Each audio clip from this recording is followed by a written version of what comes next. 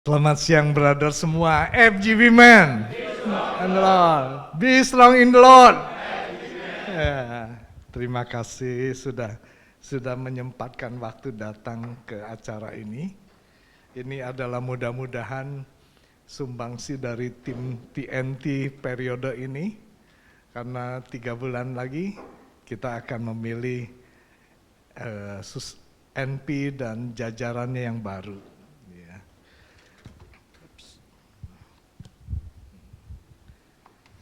Barusan Pak Rudi ada menyinggung bahwa komitmen kita dari berapi-api terus merosot. Atau seringkali kalau TNT mau mengadakan visi dan misi, ya itu lagi katanya. Ya malas nggak datang. Ya. Tapi brother semua, di dalam buku Total Vision Intensified dikatakan bahwa visi itu adalah bagaimana Roh Kudus mengubah hidup, termasuk hidup kita. Jadi kalau sesuatu yang Tuhan berikan bisa mengubah hidup orang yang kita jangkau, hidup kita sendiri, maka visi ini luar biasa. Karena itu memang di dalam setiap training TNT, itu kita nggak pernah melewatkan acara pertama itu mengenal, memahami, mengalami visi dan misi kita. Ya.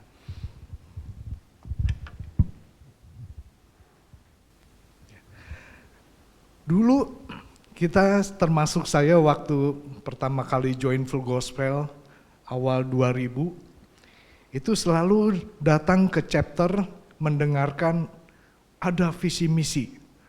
Apa itu? Oh, ada penglihatan pertama. Semua orang letih, lesu, pucat, pandangannya kosong, tangannya terikat. Semua bersifat dingin seperti es, tidak ada komunitas, tidak terhubung, tidak ada sukacita. Kemudian tiba-tiba muncul lagi penglihatan kedua. Semua orang dengan sukacita mengangkat tangannya ke atas. Belenggunya sudah selesai, sudah putus. Itu yang kita dengar ya. Terutama bagi yang sudah cukupan umurnya gitu, mestinya itu yang kita dengar gitu. Nah, dan sekarang di dalam anggaran dasar dikatakan bahwa visi Full Gospel itu adalah mengubah orang biasa menjadi luar biasa. Ya. Jadi pertanyaannya adalah, apa visi kita berubah? Bapak-bapak, brothers, visi itu adalah pewahyuan kan Tuhan yang diberi kepada Pak Demos. Ini adalah kehendak Tuhan, apa yang Full Gospel Businessman, Fellowship Internasional, diminta oleh Tuhan untuk melakukan amanat agung dengan ketentuannya, dengan spesifikasinya, menjangkau jiwa-jiwa yang diharapkan menjadi gelombang yang besar di akhir zaman. Nah, kalau begitu, maka apa sebetulnya yang terjadi pada Full Gospel Businessman? Ya, kita lihat dulu sebentar. Ya. Visi FGB MFI adalah bagaimana Tuhan melalui orang-orang awam yang dipenuhi oleh kuasa Roh Kudus membebaskan mereka yang terikat dan terbelenggu oleh dosa dan menghubungkannya kepada Tuhan. Ya. Jadi ada beberapa kata kuncinya adalah, yang pertama adalah bagaimana Tuhan melalui orang-orang awam. Orang awam itu siapa? Orang-orang awam itu kita. kita yang mau dipakai oleh Tuhan. Jadi kita bukan business meeting, happy-happy, makan-makan. Tidak sampai di situ. Ada tujuan, ada tugas, ada amanat yang Tuhan berikan kepada FGB Men. Kita sebagai orang awam harus melakukan amanat agung, dan bagaimana kita bisa melakukan amanat agung di sini disampaikan dengan kuasa Roh Kudus. Lalu kalau kita sudah diberikan kuasa Roh Kudus, apa yang kita lakukan adalah menjangkau, membebaskan orang-orang yang terbelenggu. Di mana orang-orang terbelenggu yang menjadi target kita untuk kita bebaskan? Di dunia usaha, di marketplace, tempat kita berada. Karena kita sebagai businessman berkecimpung hampir setiap hari di tempat kita bekerja, di tempat kita mencari nafkah. Dan orang yang kita jangkau pun itu orang-orang sesama kita. Dan orang-orang ini yang kemungkinan tidak terjangkau oleh pelayanan biasa dari gereja. Jadi ini adalah keunikan kita. Jadi dengan punya keunikan, maka Tuhan memakai kita untuk membawa kabar gembira kepada semua orang yang setiap hari ketemu dengan kita. Sesama businessman, sesama usahawan, sesama pegawai, sesama pengusaha, sesama birokrat. Yang orang-orang ini mungkin sulit dijangkau oleh para pendeta. Jadi kita punya keunikan sendiri. Karena kita ini adalah orang awam. Kita bukan pendeta, kita bukan romo. Ya, kalau yang bisa punya hikmat untuk menjadi pendeta luar biasa. Tugasnya makin besar. Nah, bagi kita pun tidak boleh berkecil hati, kita tidak punya gelar pendeta atau gelar hamba Tuhan. Tidak punya gelar doktor teologi, master teologi. Tidak apa-apa. Tuhan bisa pakai. Dan Tuhan pakai melalui kesaksian kita. Jadi tidak ada yang dinamakan kita harus mempelajari Alkitab, harus kita baca dulu 7 kali. Kita harus bisa berkhotbah dulu, baru kita bisa melaksanakan visi dan misi full gospel. Tidak begitu. Karena yang kita lakukan adalah dengan memberikan kesaksian. Ya. Jadi kita lihat di sini, ini penglihatan pertama, ini orang-orang yang terbelenggu dengan dosa. Terbelenggu dengan kebiasaan-kebiasaan yang tidak berkenan di hati Tuhan. Dan orang-orang ini tidak akan mendapatkan sukacita. Dia tidak mengenal kasih Tuhan. Nah, orang-orang ini dijangkau oleh kita, oleh chapter-chapter Bapak.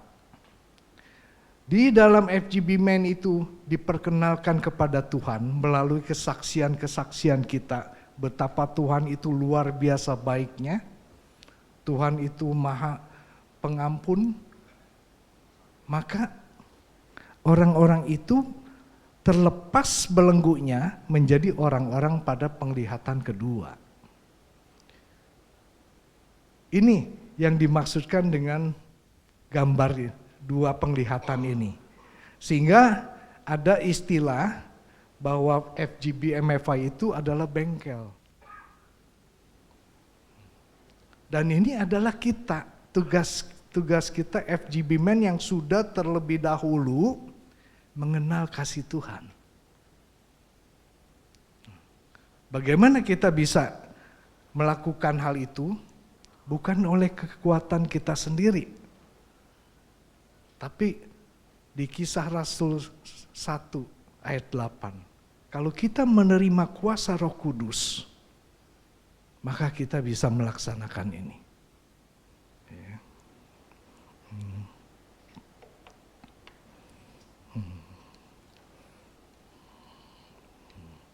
Nah, kemudian di dalam anggaran dasar muncul lagi satu yang dinamakan bahwa orang biasa menjadi orang luar biasa. Orang biasa itu adalah orang-orang pada penglihatan pertama. Setelah kita diubahkan oleh Roh Kudus, maka kita menjadi orang-orang yang mengenal kasih Tuhan. Kita terbebas dari belenggu-belenggu dosa kita. Kemudian kita pun rindu mengajak teman-teman kita yang lain di marketplace untuk juga terbebas. Kita mendemonstrasikan bagaimana kasih Tuhan di dalam kehidupan kita sehari-hari. Nah, pada saat kita lakukan itu, kita sudah menjadi orang-orang yang luar biasa. Ini ya Bapak yang dinamakan visi misi. Sekali lagi bahwa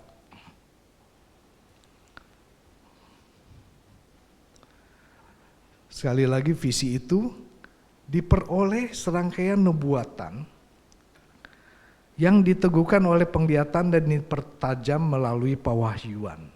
Ini yang diterima oleh Pak Demos dari Tuhan.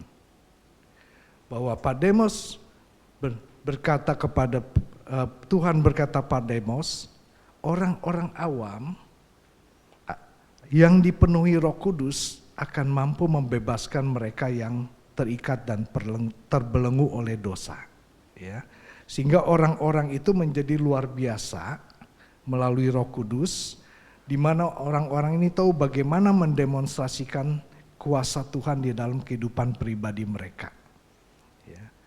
Itu kita pelajari di buku Demos The Vision Intensified. Ya. Ya.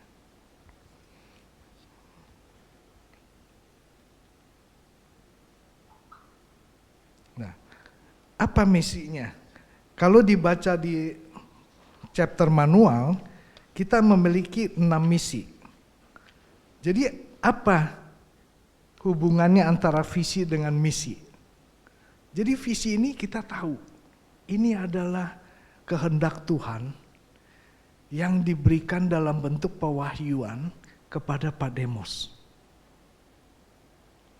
Ini yang FGB Men harus lakukan sebagai gelombang kerohanian menjangkau jiwa-jiwa di marketplace dengan segala keterbatasan kita sebagai orang awam, dan kita diberikan senjata untuk itu berupa kesaksian kita. Ya. Nah, jadi yang pertama adalah menjangkau kaum pria, wanita, dan keluarga dari segala suku bangsa untuk Tuhan Yesus, memanggil kembali pria, wanita, keluarga yang terhilang kepada Tuhan. Ini yang dinamakan kita membebaskan. Kita membebaskan orang-orang yang ada di kelompok misi 1 dan 2 ini untuk kembali kepada Tuhan. Jadi kembali visinya sudah jelas, misinya tadi adalah, misinya sekarang ini adalah, visi itu sesuatu yang masih abstrak. Ya Tuhan, benar, saya harus melakukan visi yang Tuhan berikan. Tapi caranya bagaimana? Tujuannya bagaimana? Apa yang harus saya lakukan? Nah, itu dijabarkan di dalam misi. Ya. Jadi kalau misalkan tentara berperang itu visinya jelas, harus menang supaya melindungi negara. Lah terus caranya gimana? Kemudian dibuat misinya. Misi pertama, Anda harus merebut gunung ini atau kubu ini. Kemudian harus nomor 2 misinya sekian, kemana lagi. Sehingga dengan demikian visi itu bisa tercapai. Nah kurang lebih ini bagaimana kita melakukan visi dari Tuhan tadi.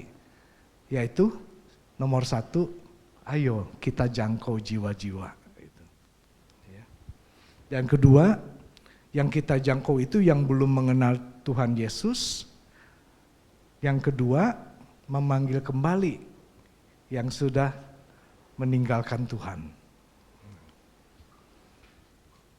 Yang ketiga, setelah terjangkau, yang harus dilakukan adalah membantu kaum percaya, yaitu member-member yang sudah join kita, itu dibantu untuk dapat hidup dipimpin oleh Roh Kudus dan bertumbuh dalam rohaninya. Nah, kalau chapter itu bisa melakukan misi nomor 3 ini, maka orang yang sudah join dengan Full Gospel, join chapter Bapak, itu tidak akan pernah keluar lagi. Karena dia merasakan adanya satu pertumbuhan iman di dalam dirinya. Dia merasakan kasih Tuhan di dalam dirinya. Dan dia tidak akan pergi. Kalau chapter tidak melakukan misi ketiga, nanti dapat orang member baru 10, yang keluar juga 10. Ya. Karena kalau Anda datang hanya untuk makan-makan, begitu satu hari restoran kokinya lagi mabok, makanannya nggak enak, bulan depan dia nggak datang lagi. Ya. Nah, kalau dia datang hanya untuk mendengarkan khotbah dari pendeta-pendeta besar, begitu sekali yang memberi khotbah ini kurang menarik, bulan depan dia tidak datang lagi. Ya. Karena dia tidak merasakan adanya benefit, manfaat di dalam pertumbuhan imannya. Ya. Yang keempat, melatih melengkapi kaum pria keluarga untuk dapat memenuhi amanat agung. Ya, kemudian seperti teaching and training ini adalah mencoba melakukan misi yang keempat ini. Sehingga setiap member kita itu bisa melakukan amanat agung. Ya, menyelenggarakan pertemuan antar umat Kristiani dan kemudian mendorong terjadinya kesatuan yang lebih besar. Ini yang kita namakan pada tahap terakhir ini, kita harus melakukan multiplikasi. Sehingga semakin banyak orang yang terjangkau, sehingga gelombang besar rohani yang terjadi di akhir zaman, yang dilakukan oleh orang-orang awam di marketplace, menjangkau orang-orang awam yang lain, itu terwujud. Sehingga visi yang Tuhan berikan itu menjadi terwujud. Kemudian pertanyaannya, siapa yang harus dijangkau? Apa ada orang di marketplace itu yang perlu kita jangkau? Apa ada di marketplace itu orang yang memang terbelenggu, yang perlu kita bebaskan? Nah, untuk bisa ke sana, kita relax dulu, kita dengerin lagu dulu. Ya. Lagu ini menunjukkan bagaimana seorang, kebetulan yang nyanyi itu wanita, dia sudah dikatakan sangat putus asa, sangat desperate di dalam hidupnya. Orang awam yang sudah merasa desperate, sudah merasa putus asa. Dia merasa antara dia dengan Tuhan itu terpisah dengan jurang yang dalam. Terpisah dengan gunung yang tinggi yang tidak bisa dia daki. Dan dia merasa tidak ada lagi harapan hidup. Tapi pada saat dia kembali mencari Tuhan, mungkin bertemu dengan seorang FGB man, dan dia memutuskan saya mau kembali mencari Tuhan. Dan pada saat itu juga pintu surga terbuka. Kasih Tuhan menembus awan-awan gelap, sehingga kemudian orang ini mendapatkan satu jamahan daripada kasih Tuhan, sehingga orang ini mengatakan, sekarang saya punya harapan hidup. Dengan punya harapan hidup, maka dia juga katakan, kematian tidak lagi menguasai saya. Ya. Ini sama dengan yang dia nyanyikan, kenapa saya pilih lagu ini. Persis dengan urut-urutan kesaksian yang harus kita lakukan. Dalam memberikan kesaksian kita menceritakan bagaimana saat kita terbelenggu dosa. Saat kita hidup di dalam ketakutan. Kemudian tiba-tiba kasih Tuhan menjamah. Dan setelah kasih Tuhan menjamah, maka sekarang hidup saya punya harapan baru. Nah ini orang seperti ini banyak sekali di marketplace, brothers. Yang kita bisa jangkau, yang bisa kita jamah. Tolong Pak Dharma.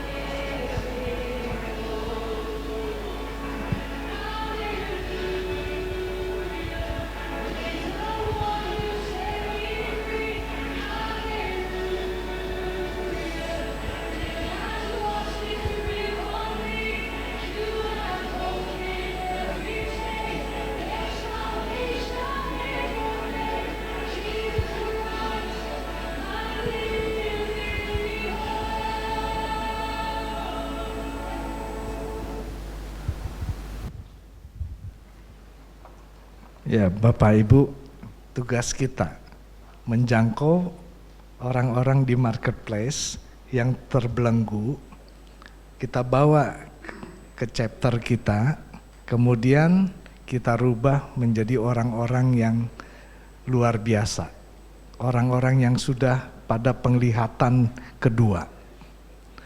Saya boleh kasih kesaksian kurang dari 7 menit ya. Saya juga pernah terbelenggu, tidak terbelenggu dalam arti kata terbelenggu oleh satu ketakutan. Pada waktu saya kuliah di Amerika, itu ada teman saya, teman satu kamar, orang Singapura, dia bilang, saya kalau lihat muka Iu, katanya, itu hati-hati ya, umur 63 itu kelihatannya Iu bakal sakit berat. Kalau Iu lolos, bisa lolos, tambah 2 tahun 65 selesai. Nah, waktu pulang dari kuliah kerja masih muda sampai umur 30 tahun, 40 tahun, udah lupa. Tapi begitu umur 50-an mendekati hari H-nya, nah, itu mulai, wah, ya, silakan Pak Aldi. Mulai terpikir, waduh bagaimana ya, kok hidup saya tinggal berapa tahun nih? Saya berdoa, tapi belum ada sejahtera, belum terbebaskan. Satu hari saya menerima buku Voice. Di situ ada tulisan dari Pak Rudi Siparanji. Beliau juga tanda petik di Kwamya, diramalkan oleh orang bahwa beliau pun akan meninggal umur 40-an. Sampai hampir dia meninggal waktu katanya ada di Singapura, tiba-tiba sakit sendirian, tidak ada yang menolong. Dan dia hanya ingat satu ayat bahwa hanya Tuhan yang punya kuasa, yang bisa membebaskan dia. Maka dia berdoa semalaman, dia sudah di lantai, tidak ada yang tahu. Dan saat itu cahaya dari Tuhan membebaskan dia. Nah, saya baca itu, saya cari Pak Rudi Siparanji, dan dia ceritakan. Dan pada saat itu sudah, berarti saya sudah punya satu keyakinan bahwa Tuhanku adalah Maha Kuasa dan Maha Hidup. Ya. Dan umur 63 lewat, nah, seneng kan? Wah, udah seneng nih, lewat nih. 64 aman, tinggal nunggu 1 tahun lagi. Aman juga. Tapi begitu 66, saya kena DBD. Masih bagus, saya datang ke dokter, trombositnya masih 160. Dokter bilang masuk, dirawat. Saya bilang masih 160. Ya memang normalnya kan harus berapa, 250 ya ke atas. Saya bilang nggak mau, dan nanti aja kalau udah deket-deketnya. Nggak, yuk harus masuk. Ya udah saya nawar sedikit, akhirnya dikasih masuknya nggak pagi ini, nanti aja malam ya. Iya boleh. Pak, setiap hari dari 160 itu turun Pak. Sampai ke 40, ke 30, ke 20, ke 12, 9 Pak. Sampai trombosit saya tinggal 9. Saya bilang selesai ini. Tapi saya ingat ayat itu, saya pegang, ini yang saya dapat dari kesaksian Pak Rudi Siparanji, saya yakin Tuhan juga akan tolong saya. Dan pada waktu malam hari saya setelin lagu yang tadi Pak. Bahwa saya sudah terima, saya sudah mengalami hal yang membelenggu saya sekian puluh tahun, kemudian saya sudah menerima iman kepada Tuhan Yesus, maka sekarang saya tinggal mengharapkan harapan hidup yang baru. Baru keesokan harinya dia naik dari 9 ke 11, naiknya sedikit gitu. Saya bilang, Tuhan kenapa sedikit banget naiknya gitu. Saya tiba-tiba naik lagi ke 30, ke 40. Dan 3 hari kemudian saya pulang.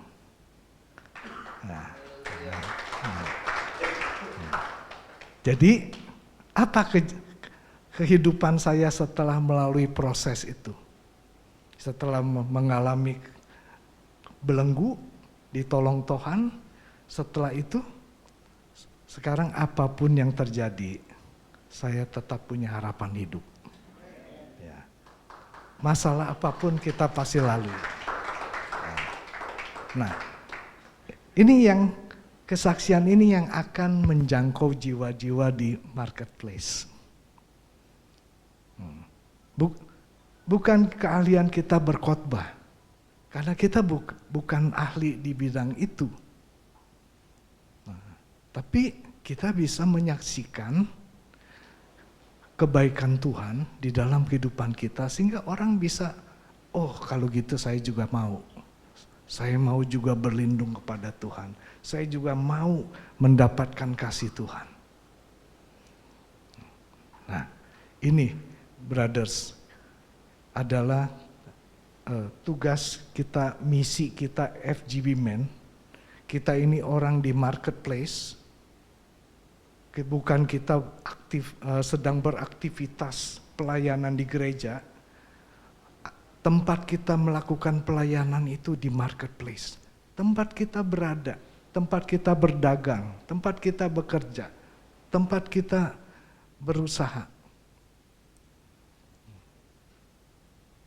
Dan kita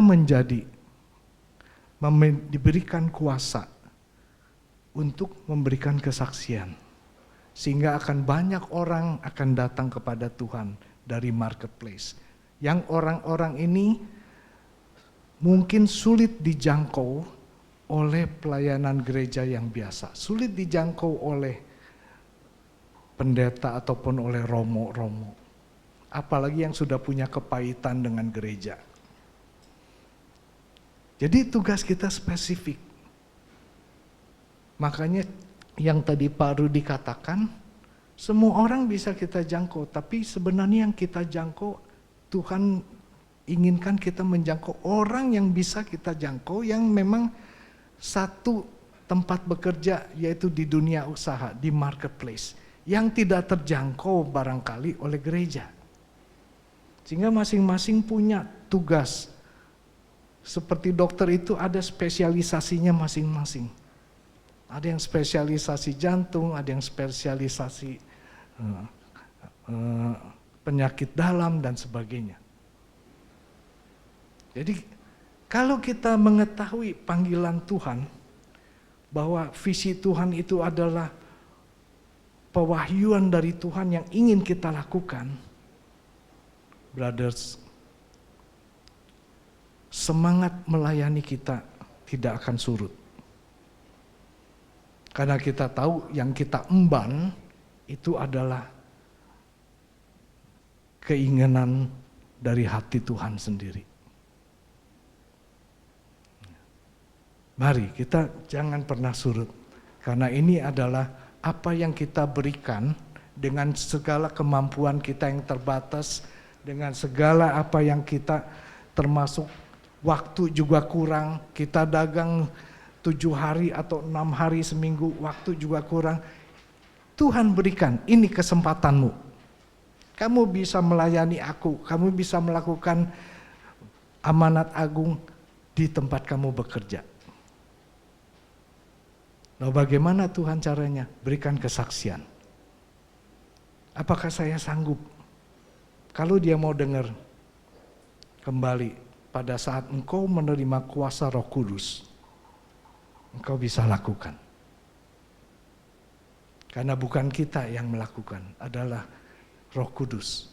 Makanya di buku The Vision Intensified, dalam kita menyelenggarakan chapter, harus lakukan dengan tuntunan Roh Kudus. Bukan kita sendiri. Jangan kita bajak chapter ini jadi milik kita. Chapter ini punya Tuhan. Yang kita lakukan adalah untuk kemuliaan Tuhan. Dan satu singkat saja, waktu saya jadi presiden chapter, saya jadi chapter presiden 6 tahun. Wah, mula-mula luar biasa, datang bisa sampai 30 orang, 40 orang. Ya. Nah, tapi akhirnya tinggal kurang dari 10 orang. Nah setelah kurang dari 10 orang saya nggak berani lagi manggil pendeta yang hebat-hebat. Nanti malu saya. Wah jadi masa cuman segini yang datang, kamu itu nggak dihargai ya gitu. Nah itu mulai saya keakuannya bukan untuk kemuliaan Tuhan. Jadi chapter itu saya bajak. Jadi milik saya. Nah ini yang memang Tuhan tidak kehendaki. Setelah bertobat, maka chapter itu malah bisa bermultiplikasi. Ya. Saya pikir waktu saya habis. Iya, 35 menit. Kita akan lanjut dengan tanya jawab. Ya, kita beri tangan buat Pak Johan Darmawan. Kita akan masuk sesi tanya jawab. Dan seperti pesan Pak Rudi, biarlah kita bodoh ya dalam ruangan ini, banyak bertanya. 5 menit aja, bodoh katanya, nggak apa-apa. Dari keluar itu jadi pintar kita. Ya, mungkin kita buka sesi pertama tanya jawab. Mungkin bisa yang mau tanya atau mau ini silakan angkat tangan. Ya, sebutkan nama, kemudian dari mana. Selamat siang Pak Johan. Pak Johan ya Pak? Johan ya. Apa aja boleh. Saya David Pak, David Hermansyah.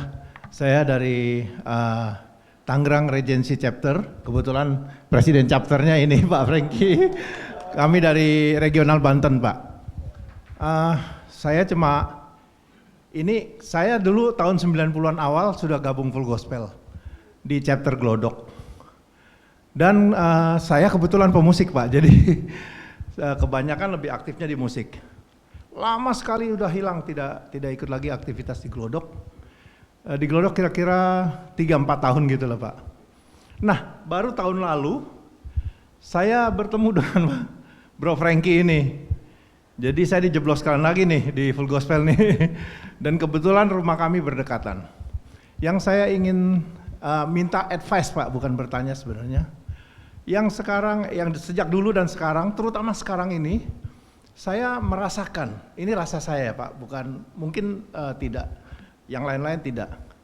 Jadi Full Gospel namanya saja businessman, rata-rata itu businessman.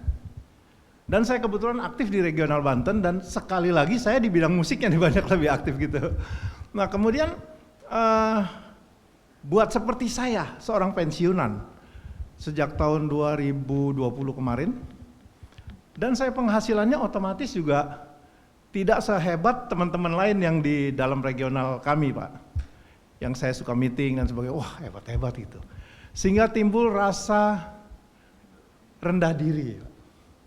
Saya oke lah disebutkan dalam visi misi bahwa bisnismen adalah orang yang bisa menghidupi keluarga dan sebagainya. Puji Tuhan saya sudah punya 4 cucu dan 4 anak saya semua sarjana. Itu puji Tuhan. Tapi saya bukan lagi seorang bisnismen. Kalau dulu saya sampai mencapai senior manager, tapi setelah pensiun otomatis saya tidak punya penghasilan. Jadi ada rasa rendah diri Pak. Pada saat bergabung ini, akhirnya pikiran negatif tuh kadang-kadang muncul. Kok teman-teman yang bisnismen ini kumpulnya bisnismen aja gitu ya. Seperti kelompok-kelompok. Nah mungkin ada di hati teman-teman saya yang lain, terutama kami khususnya di Tangerang Regency, kekhawatiran kami adalah menjangkau mereka-mereka yang bukan bisnismen seperti saya ini loh Pak. Mungkin yang hanya tukang gojek, supir gojek, dan kemudian yang tidak berpenghasilan besar gitu. Untuk kami jangkau itu nanti khawatirnya mereka merasa minder gitu loh Pak. Nah mungkin ada advice dari Pak John. Terima kasih Pak. Ya. Mungkin satu pertanyaan lagi sebelum nanti Pak Johan.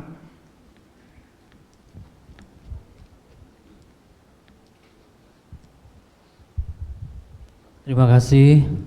Saya Sanggam dari Jabar 5. Pak Johan, saya juga nggak mau jadi bodoh seumur hidup Pak. Makanya saya mau tanya gitu ya.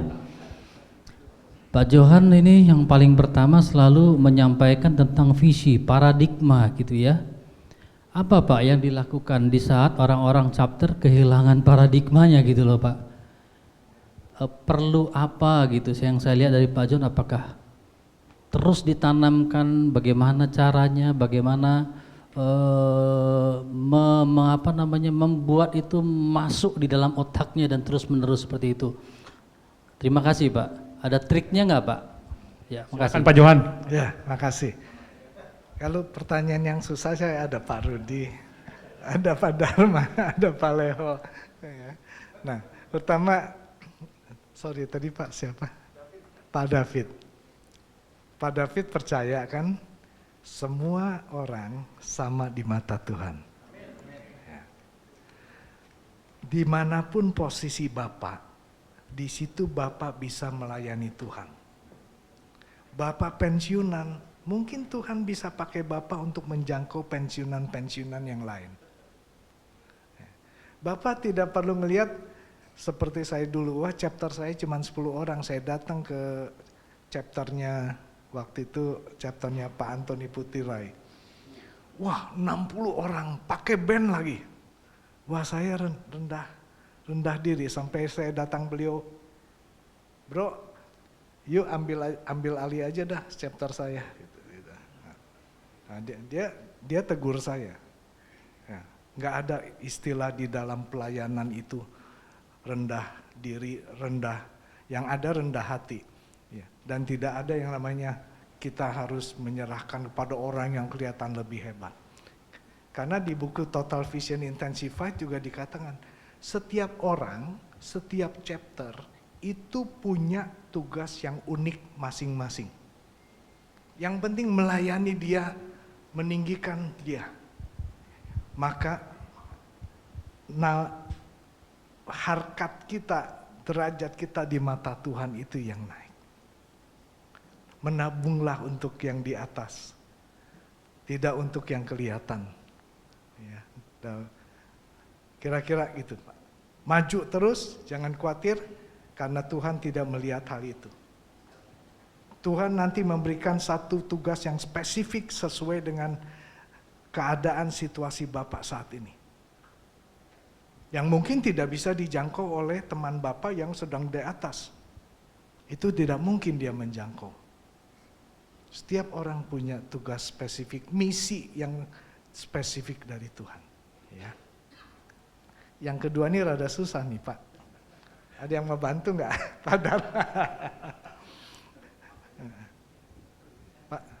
Paradigma itu sesuatu yang sulit untuk dirubah. Apalagi ada kepahitan. Cuma satu yang bisa berubah itu hanya Roh Kudus. Tapi tugas kita adalah terus menceritakan bahwa Tuhan itu baik. Menceritakan saya juga pernah meninggalkan Tuhan. Dan saya waktu kembali kepada Tuhan, saya merasakan adanya harapan hidup yang baru. Suatu sukacita, damai sejahtera yang baru. Hidup saya dituntun oleh Roh Kudus. Setiap langkah saya, Roh Kudus bisa mengatakan, Anda lakukan ini, Anda jangan ke sana. Apa yang lebih indah daripada berteman secara intim dengan Roh Kudus? Mungkin itu Pak, yang harus disampaikan, yang harus digambarkan kembali, sesuai dengan visi misi kita. Oke, terima kasih Pak Johan. Jadi tips Pak Rudi ini, jangan mau dianggap bodoh, jadi banyak bertanya ya. Ya, saya beri kesempatan 3 penanya. Terima kasih, saya Darwin dari Lampung. Pak Johan, saya ingin meminta advice juga mengenai penyampaian visi misi. Jadi kalau teman-teman di chapter Lampung, kalau kami mendengar awal pertemuan chapter itu ada penyampaian visi misi, khususnya kepada yang baru pertama datang. Nah, karena sudah sering saya dengar, jadi saya merasa monoton penyampaian visi misinya itu. Monotonnya begini, jadi kawan-kawan di chapter itu kalau menyampaikan visi misi tidak jauh daripada sejarah Bapak Demos, bagaimana beliau menerima wahyu, kemudian bagaimana visi misi merubah manusia biasa menjadi luar biasa. Jadi hampir itu saja yang disampaikan visi misi, padahal kan setiap chapter itu orangnya berbeda, orang baru datang pun berbeda.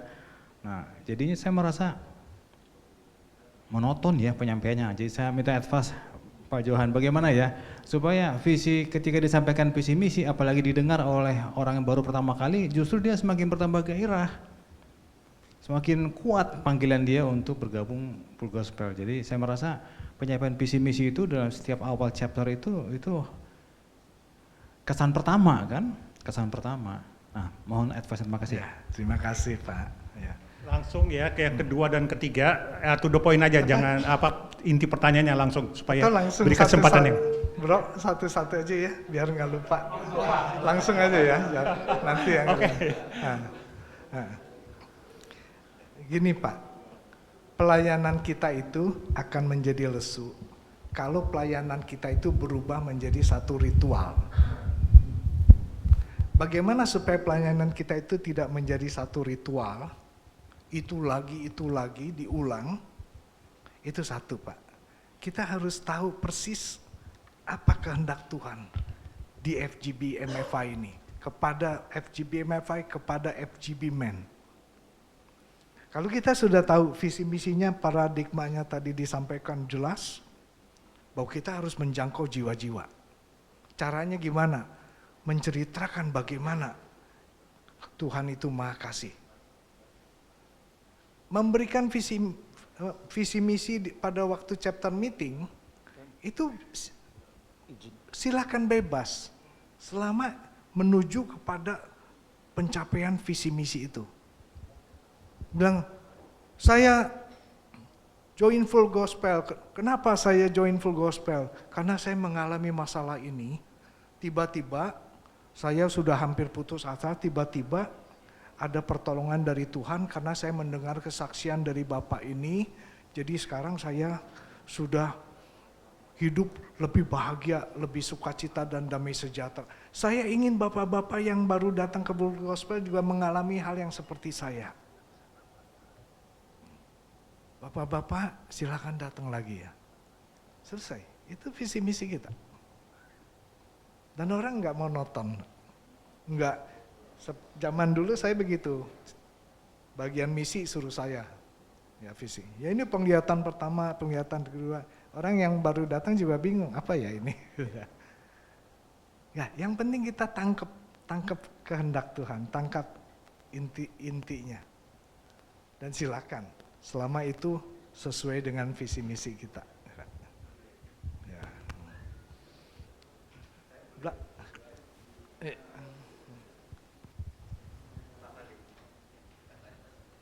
Di belakang.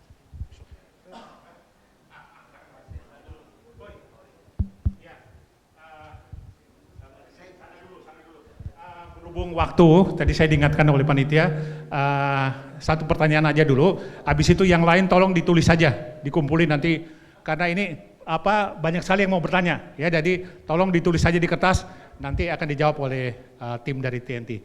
Ya, satu kesempatan aja dulu, karena waktu, ya, silakan. Maju ke depan deh, maju ke depan. Nanti dikumpulin banyak. Ya, Pak, saya mau bertanya. Perkenalkan nama saya Acan. Saya dari chapter Tuparep di bawah Jabar 6 Cirebon. Nah, saya di chapter Tuparep jabatan saya wakil presiden, Pak. Cuma beban saya dengan presiden tuh masalah finansial di dalam chapter, Pak. Betul mungkin yang tadi dengan Bapak yang di Cikarang, bahwa setelah dia pensiun, merekrut anggota member itu enggak gampang, Pak. Nah, saya minta solusi dari Bapak, caranya gimana? Soalnya kalau demo Sakarian, setiap pertemuan harus katanya di resto, Pak. Sedangkan di resto itu perlu dana, betul. Nah, ini beban saya dengan presiden chapter gitu loh. Nah, saya bilang, oke, kalau misalnya beban itu kita tanggung bersama. Cuma kebetulan presiden chapter saya itu dari pensiunan polisi, Pak, Kapolsek, Pak. Nah, sedangkan saya memang saya usaha gitu, Pak. Cuma usaha juga ya namanya kecil-kecilan berkat dari Tuhan aja gitu loh. Oke, saya bisa dukung beberapa member untuk saya support gitu, Pak. Nah, ini apakah bisa chapter Tuparep Full Gospel ini diadakan selain di resto gitu loh, Pak. Soalnya menurut demo Sakarian pertemuan full gospel harusnya di resto gitu loh Pak. Sekian supaya waktunya singkat dan saya terima kasih Pak. Ya, terima kasih. Bapak, kalau kita lihat lagi, kenapa pertemuan itu harus di restoran, di hotel? Itu cuma satu tujuannya, supaya tempat itu tempat yang netral. Kenapa harus tempat yang netral? Karena yang kita undang itu udah orang yang berasal dari berbagai denominasi. Kalau kita misalkan lakukan di gereja, katakan di gereja Bethel, mungkin denominasi lain nggak mau datang. Padahal yang harus kita jangkau itu semua orang awam di marketplace yang bisa memberikan nafkah keluarganya. Jadi kita harus menyesuaikan diri, kemampuan dari chapter, kemampuan ekonomi dari para member, berapa, dan kita cari tempat yang sesuai. Apakah itu berarti lebih rendah dari chapter yang ada di restoran? Enggak, sekali lagi Tuhan mengatakan di buku Vision Intensified, setiap chapter punya keunikan sendiri, punya tugas sendiri dari Tuhan. Tidak bisa dibanding-bandingkan. Yang penting mengelola keuangannya Pak. Mengelola keuangan dalam arti kata, nanti akan besok sesinya sesi keuangan, harus mengelola keuangan. Satu, kita mau makan. Kemampuan dari member kita hanya pergi ke warung kopi 10.000, 15.000, silahkan. Sesuaikan. Kedua, harus meal ticket itu ada. Jangan meal ticket itu dihapus. Karena meal ticket itu adalah untuk mengganti biaya makanan.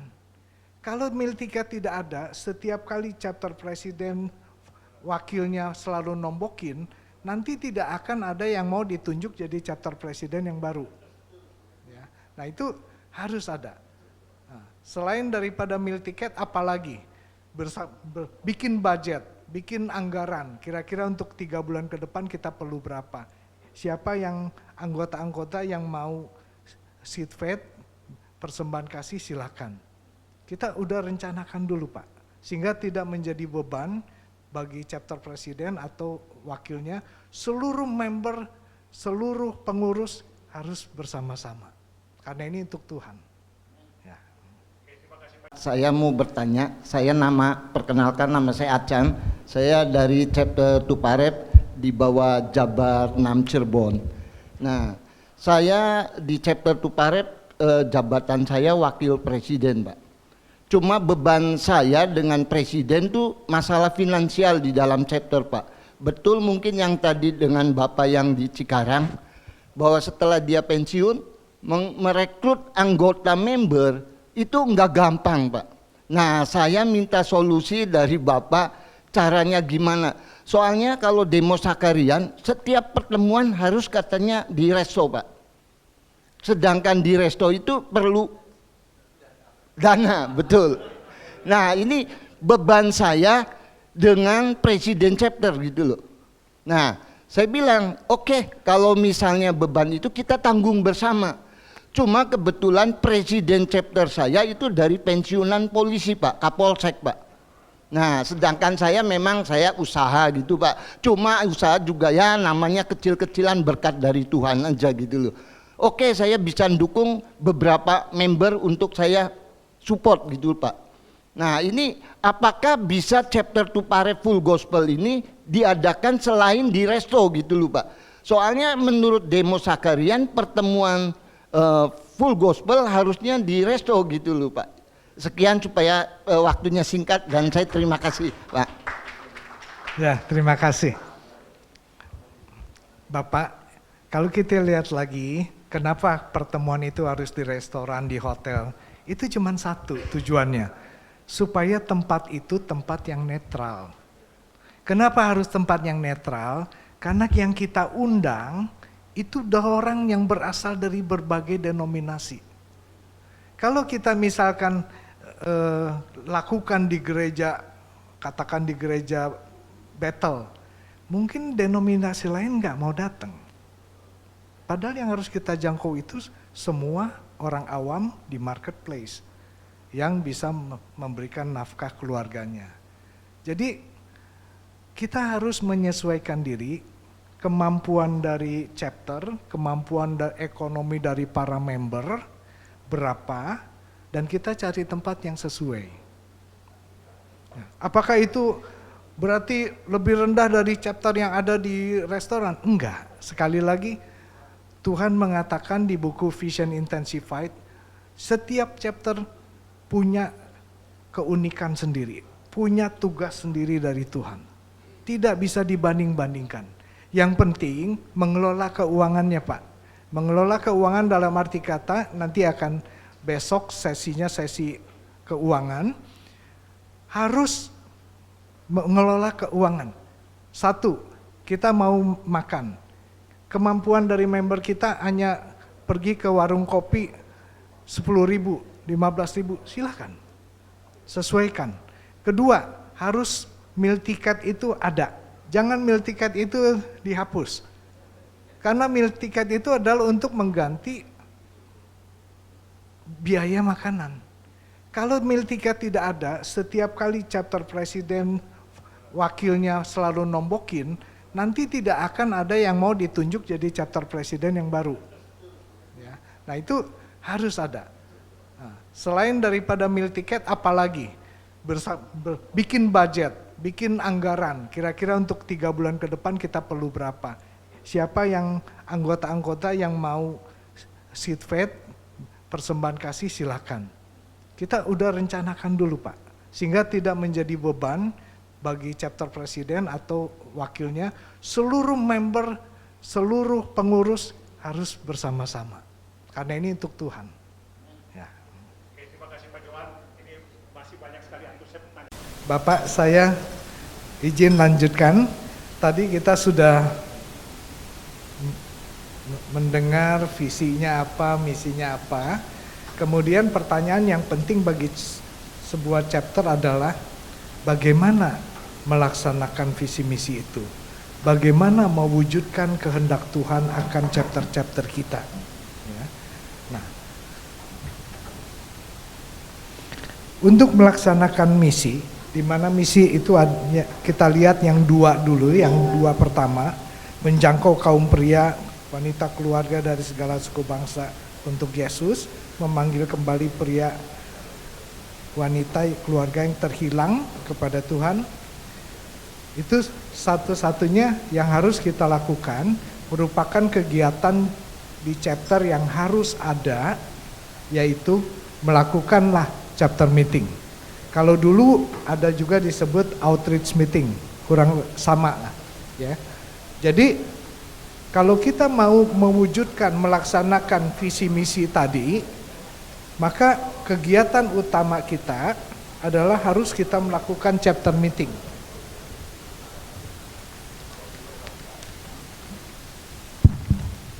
Yang dinamakan chapter meeting itu adalah kita mengundang orang luar, kita mengundang eksternal, supaya orang-orang yang di luar itu, yang ada di marketplace, itu mau datang ke chapter kita, dan di dalam chapter kita itu kita rubahkan dia dengan kuasa Roh Kudus menjadi orang-orang yang luar biasa, menjadi orang-orang yang terbebas dari belenggu penderitaan, dari belenggu dosa, dari belenggu keterikatan, semua belenggu dia dibebaskan.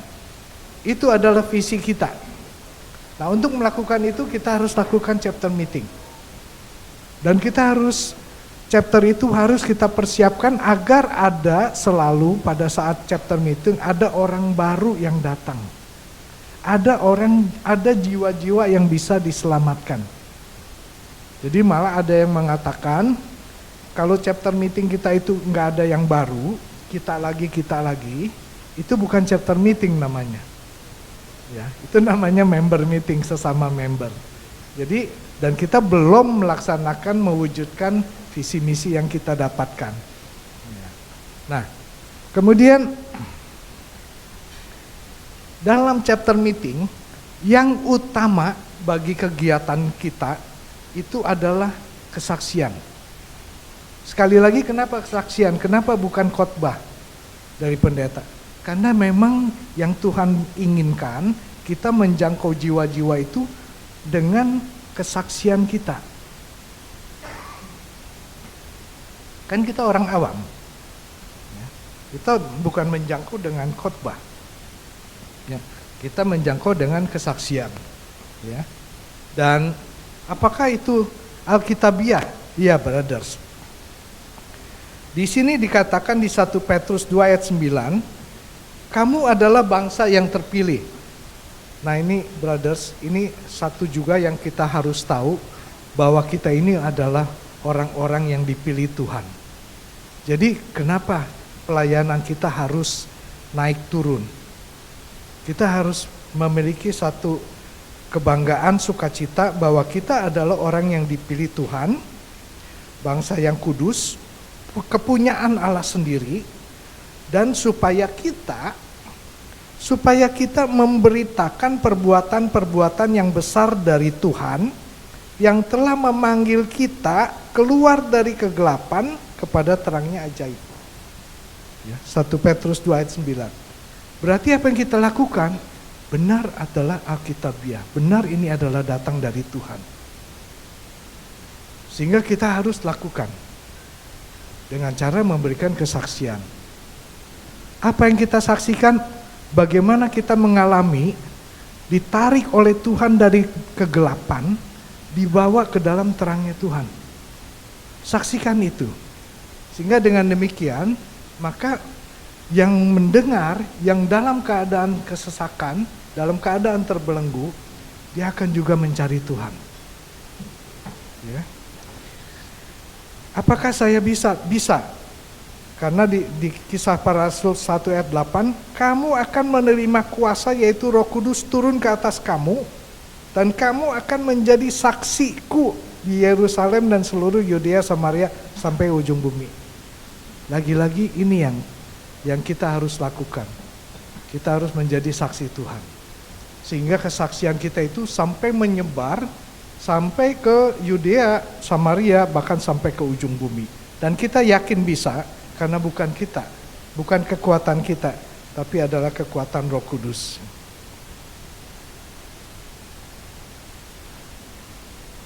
Nah, lalu ini bisa dibaca sebenarnya di chapter manual ya. Bapak-bapak, brothers, tolong dibaca di chapter manual. Bagaimana sih kita lakukan chapter meeting yang baik, yang menarik? Kita pertama ciptakan suasana bergairah. Karena kita adalah orang-orang terbahagia di dunia.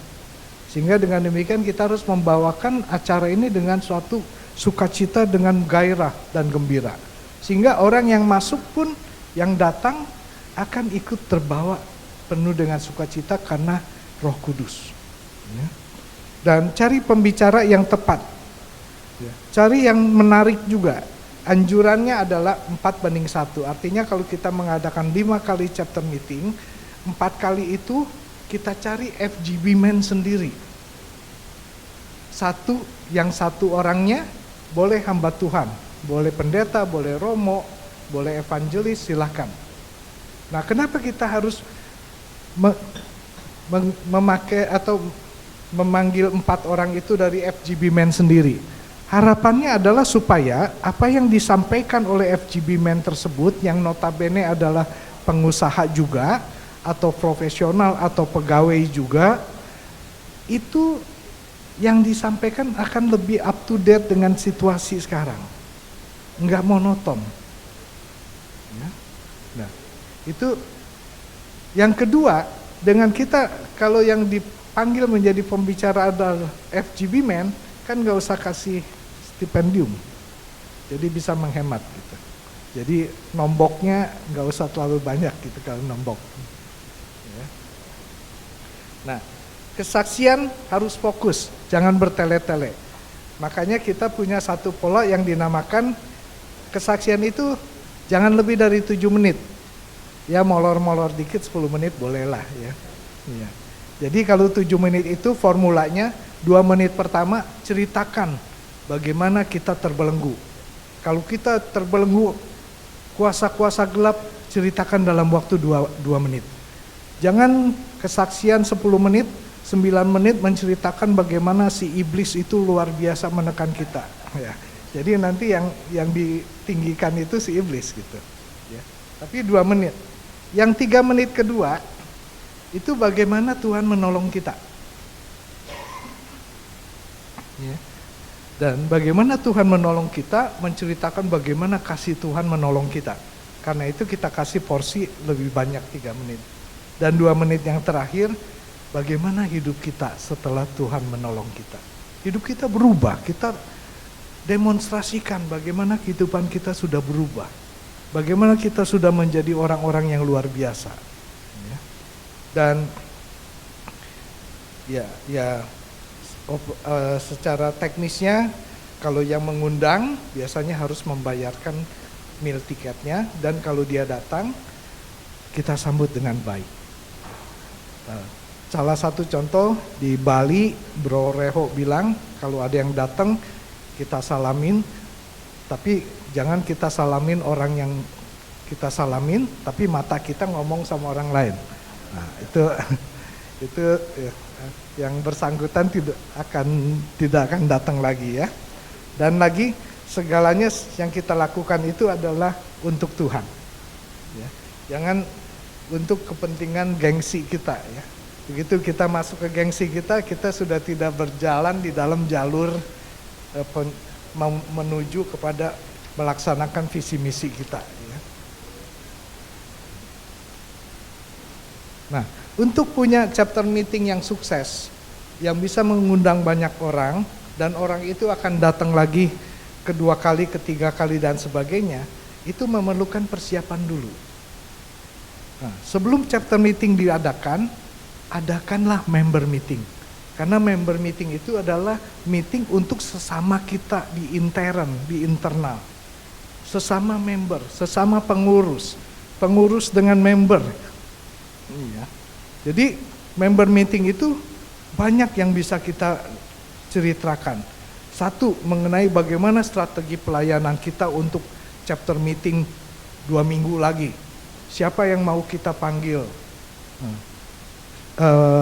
Pembicaranya siapa? Kira-kiranya pembicaranya cocok enggak dengan topik yang sekarang sedang sedang up to date gitu ya. Kemudian di dalam member meeting juga harus ada yang namanya satu tuntunan dari para pengurus untuk agar seluruh member itu ada pertumbuhan iman. Ya. Sehingga juga diajarkan apa sebenarnya kita join FGB MFI itu untuk apa. Kenapa kita mau membuang waktu seperti ini. Callingnya kita di mana? Panggilan Tuhan terhadap kita di mana? Ya. Dan pelajari juga firman Tuhan. Sehingga member yang baru masuk itu merasakan ada satu pertumbuhan rohani. Ada perubahan daripada hidupnya. Kita bisa dan prayer di dalam member meeting juga kita bisa saling mendoakan. Supaya ada satu fellowship, ada satu perasaan saling mendukung. Ya. Itu sangat berarti untuk menciptakan fellowship. Kalau fellowship terbentuk, maka member-member kita pun tidak akan kemana-mana. Pelayanannya, api pelayanan tetap akan membara. Sangat penting member meeting ini. Saya juga mengalami begitu saya datang, langsung ditegur, kenapa mukanya kusut? Yuk kita doakan, masuk ke dalam ruangan didoakan. Wah, rasanya saya ini masuk ke dalam satu komunitas yang seperti keluarga sendiri. Dan itu brothers, kasih Tuhan ada di sana, kita rasakan. Kita tidak akan pergi meninggalkan full gospel. Ya.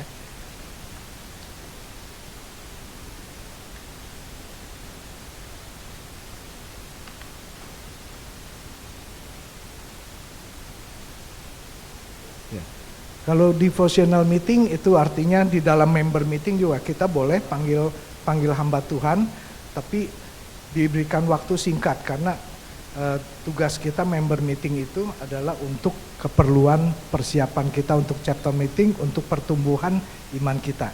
Jadi pembicara kita, hamba Tuhan itu menguatkan, supaya menguatkan iman kita, menguatkan api pelayanan kita, ya. Dan ujung-ujungnya supaya kita bisa mencapai apa yang di dalam buku Demos Sakarian yang dinamakan the ultimate dimension, dimensi tertinggi. Bahwa akhirnya bahwa kita harus memiliki sifat di mana sifat kita akan serupa dengan sifat Kristus. Perkataan kita akan serupa dengan perkataan Kristus. Pengetahuan kita sama dengan pengetahuan Kristus. Dengan kata lain, karakter kita berubah. Sehingga karakter kita itu di rumah pun dirasakan berbeda, lebih baik oleh keluarga. Di dalam lingkungan bisnis kita, hubungan kita dengan para bisnis kita pun berubah, terhadap rekan kerja pun berubah, sehingga orang melihat ada perubahan di dalam kita. Nah, itu orang akan tertarik untuk join Full Gospel businessman kita. Ya. Jadi minimum, pasti ada lagi yang lain-lain. Ini hanya yang minimum, yang utama kegiatan chapter, dan ini tugas daripada chapter presiden, itu melaksanakan chapter meeting dan member meeting. Member meeting, saya ringkas, untuk memperkuat internal kita sendiri, karena ini meeting di antara kita sendiri, ya. Dan membangun manusia kerohanian juga. Kemudian supaya juga di dalam kegiatan TNT, di dalam member meeting, seluruh member itu memahami dan mengalami visi misi kita. Nah, kemudian member menyadari panggilannya di FCBMFA itu kenapa, apa. Diskusi strategi pelayanan, kegiatan doa, terutama kegiatan doa itu, orang yang mau kita undang kepada chapter meeting, kepada mengundang orang luar, itu kita sudah tulis dulu di kertas. Si Kiai mengundang ini, oh si ini mengundang ini. Tulis, kita doakan supaya kuasa Roh Kudus bekerja pada orang ini pada saat kita mau undang.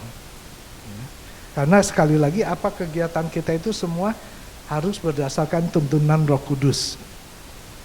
Nah, baru kalau kita menangkap visi, kemudian menyadari calling kita di mana melayani, kemudian kita juga terlibat dalam kegiatan doa bersama, maka otomatis personal commitment kita dan fellowship kita sesama member itu akan tumbuh.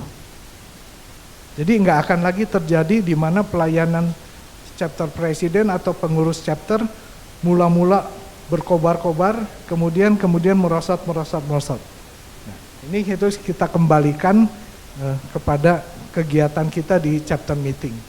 Yang kedua, yang seperti tadi dalam untuk menjangkau jiwa, itu kita harus lakukan chapter meeting. Karena chapter meeting bukan untuk intern kita, tapi untuk menjangkau keluar. Kita harus mengundang orang-orang baru dari marketplace, ya, mengundang calon member lain, kesaksian sebagai acara utama, ya. Sehingga juga adanya kegiatan bersama menimbulkan personal commitment dan strong fellowship. Ya. Yang member meeting itu nanti otomatis akan melahirkan kader-kader baru. Jadi kalau chapter itu mau mencari chapter presiden yang baru, udah banyak kadernya. Karena kita sudah meeting, sering kita saling mengisi, saling mendoakan, ya. Dan kalau dengan adanya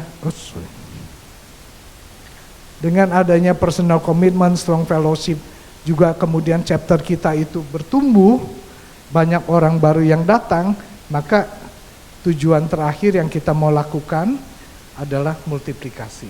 Kita bisa berkembang, chapter kita bisa melahirkan chapter baru dan sebagainya. Ya. Nah, kembali semua kegiatan kita, kegiatan yang lain bagaimana? Ada banyak yang bagus-bagus yang harus juga kita lakukan. kita lakukan early plan leave itu akan menumbuhkan fellowship yang luar biasa kuatnya. Ya. Kemudian sosial, mengunjungi penjara dan sebagainya, itu harus kita lakukan. Ini saya katakan cuma minimum kegiatan utama yang harus ada, yang harus diselenggarakan oleh chapter presiden, itu adalah melakukan member meeting dan melakukan chapter meeting. Nah, dan kalau juga kita semua memahami, menangkap, dan bahkan mengalami visi dan misi, bagaimana kita juga diselamatkan, dijangkau jiwa kita, dibebaskan dari kegelapan. Dan semua kegiatan kita itu menuju ke sana. Melakukan apa yang kegiatan kita itu kita tanya dulu. Apakah ini sesuai nggak dengan cita-cita kita mewujudkan, melaksanakan visi misi? Kalau iya, lakukan. Jadi seluruh kegiatan nanti, seluruh chapter di Indonesia itu akan sama. Bukan sama dalam arti kata semuanya sama, bukan. Sama dalam arti kata kegerakannya. Karena kita menuju ke satu titik tujuan yang sama, yaitu melaksanakan visi misi, yaitu menjangkau jiwa-jiwa di marketplace, bukan di mana-mana. Kita nggak menjangkau di tempat mana-mana, tapi tempat kita berusaha, tempat kita bekerja. Yang kita lakukan menjangkau itu dengan keunggulan kita, kekuatan kita di melakukan kesaksian.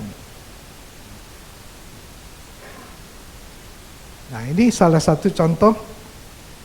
Kebetulan saya dapat gambar dari waktu DKI 2 dan DKI 6 melakukan kegiatan bersama untuk donor darah. Donor darah lakukan, dan banyak mengundang orang-orang baru. Orang-orang dari marketplace datang. Tapi jangan berhenti sampai situ. Yang kita lakukan itu adalah untuk mewujudkan visi misi kita. Bukan untuk kita melulu kegiatan sosial. Kegiatan sosial ini sebagai media kita menjangkau orang-orang di marketplace. Sehingga dengan demikian, sambil orang-orang menunggu gilirannya diambil darahnya, itu sudah ditaruh majalah Voice, sehingga orang yang daripada bengong-bengong nunggunya lama, dia mau lihat gitu. Dan secara pasif saja, karena kita juga harus berhikmat, tidak boleh nanti kita dikatakan mengkristenisasi dan sebagainya. Kita harus punya hikmat, ditaruh di situ, bahkan ada yang ditulis untuk kalangan sendiri, tapi kalau Bapak mau baca silakan. Nah, inilah kegiatan untuk memberikan kesaksian melalui majalah Voice, sehingga orang itu akan mau datang ke dalam chapter kita untuk dibebaskan dan mendapatkan kasih Tuhan. Nah, ya, saya pikir itu. Kita masuk sesi tanya jawab Q&A. Iya, saya mau tahu nih, saya ini kepada apa yang disampaikan oleh Pak Johan. Ini kira-kira apa yang disampaikan oleh Pak Johan ini pada siang hari ini, ya? Saya langsung tunjuk aja nih. Jadi yang disampaikan Pak Johan tuh pentingnya dalam suatu full gospel itu ada dua hal, yaitu chapter meeting dan member meeting. Di mana chapter meeting itu tujuannya adalah untuk outreach keluar untuk member-member baru, sedangkan member meeting itu lebih ke internal, saling menguatkan, saling mengingatkan dan saling mendoakan di antara sesama pengurus chapter.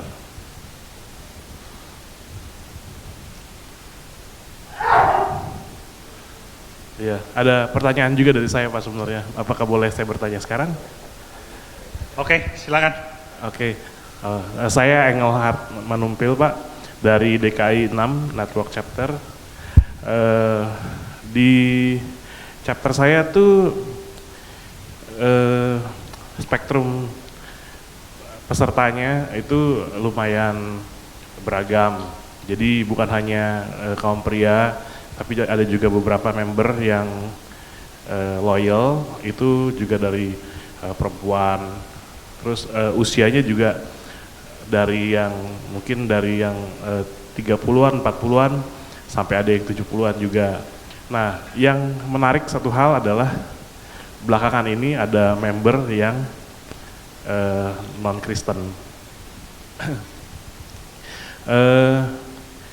Buat saya ini luar biasa karena sudah beberapa kali datang dan padahal itu kesaksiannya berapa kali adalah dari beberapa orang yang dari sebelumnya tuh dari Muslim terus menjadi Kristen, itu bersaksi di situ.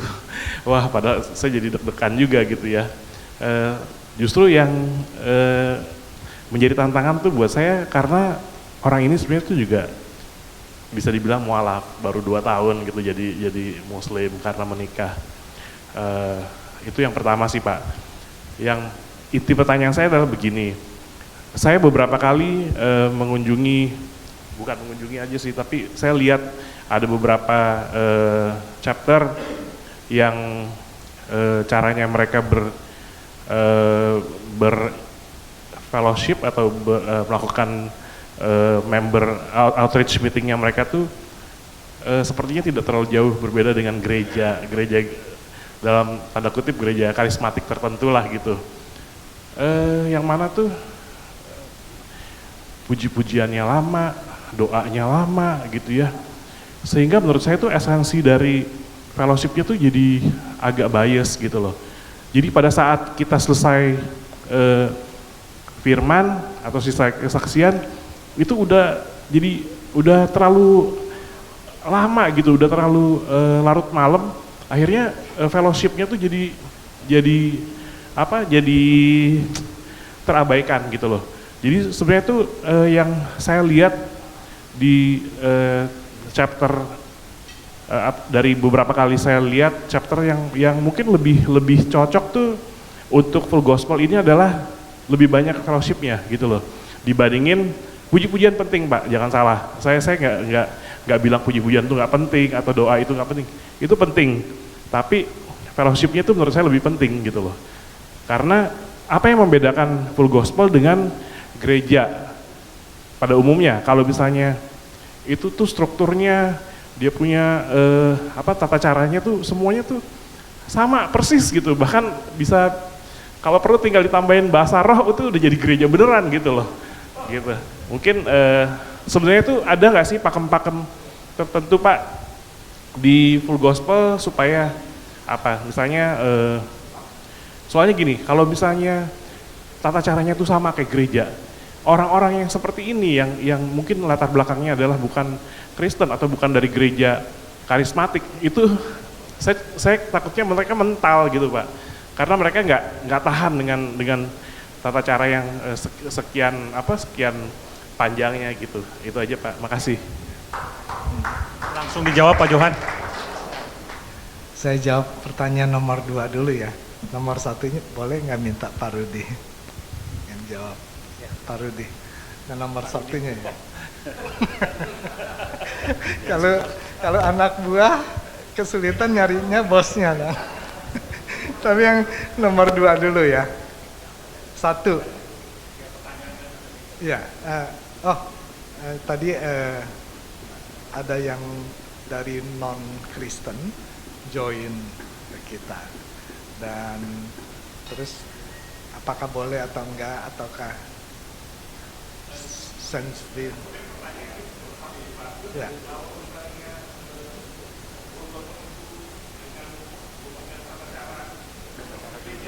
Oh kan, itu yang kedua. Yang pertama yang dari Muslim. Oke. Oke. Ya, oke. Berarti informasi ya. Oke, yang kedua. Bapak-bapak, sekali lagi, kita Full Gospel itu organisasi kerohanian yang punya tujuan spesifik. Yang kita mau targetkan, yang kita mau jangkau pun orang-orang tertentu. Nanti akan dibawakan besok oleh Bro Alit. Ya. Dan karena kita itu juga berada di tempat tertentu, marketplace. Yang kita mau jangkau juga orang-orang yang ada di marketplace. Orang-orang yang kita mau jangkau juga adalah pengusaha dalam arti kata orang-orang yang sudah bisa menafkahi dirinya sendiri. Semua spesifik. Karena segmen yang kecil ini, bukan kecil ya, segmen yang spesifik ini yang mungkin tidak bisa dijangkau oleh gereja. Jadi full gospel kegiatannya tidak sama dengan kegiatan gereja. Kalau kita menyamakan apa yang ada di kegiatan kita di gereja, kita copy paste kepada full gospel kita, nggak lama member Bapak akan hilang. Karena mereka bilang, wah saya lebih nyaman sama pendeta saya, lebih dalam, pembahasannya juga lebih mendalam. Karena mereka memang mempelajari dan mendalami firman Tuhan luar biasa dibandingkan dengan kita. Jadi kita tidak sama dengan gereja. Ada satu chapter saya pernah dengar, pembicaranya dari gerejanya saja. Selama 6 bulan, 6-nya pendeta dari gerejanya. Bulan ke-7 hilang yang datang. Kita tidak boleh, tidak sama. Kalau kita begitu, kita menyaingi gereja dan kegiatan di gereja harusnya lebih mendalam bagi mereka. Dan kita akan ditinggalkan. Kita tidak sama dengan persekutuan doa. Ya, dengan kemudian ada berbahasa roh, ya. Saya juga ikut PD persekutuan doa. Tapi kita tidak sama. Karena yang kita mau jangkau ini orang-orang di marketplace yang belum mengenal Tuhan. Sehingga kalau dia datang ke pertemuan kita, terus kemudian kita memuji-muji selama setengah jam, kemudian terakhir ada kita ajak berbahasa roh, orang ini merasa bingung, saya ini masuk kemana? Saya masuk ke gereja. Saya belum siap masuk gereja. Justru kita ini non-denominasi, kita ini dengan kesaksian bagaimana kasih Tuhan. Anda tertarik menerima kasih Tuhan seperti yang saya alami? Yuk, sama-sama kita join yuk. Dan kalau orang itu sudah mengenal Tuhan, malah kita serahkan kepada gereja, menjadi jemaat di gereja yang dia mau. Jadi beda fungsinya, ya. Dan jadi kita bukan gereja, kita bukannya persekutuan doa, kita juga bukan pendalaman Alkitab. Jadi saya bikin satu chapter multiplikasi, kemudian saya ditelepon oleh chapter presidennya yang baru, Pak, ini yang nggak ada yang mau bersaksi nih. Pembicaranya juga telat datangnya. Kita kumpul-kumpul aja ya, kita mendalami firman Tuhan. Ya saya bilang kalau itu namanya pendalaman Alkitab, itu bukan kegiatan kita, gitu. Ya, bukan kegiatan utama full gospel. Full gospel itu tadi visi misi kita apa? Kegiatan kita harus menuju situ.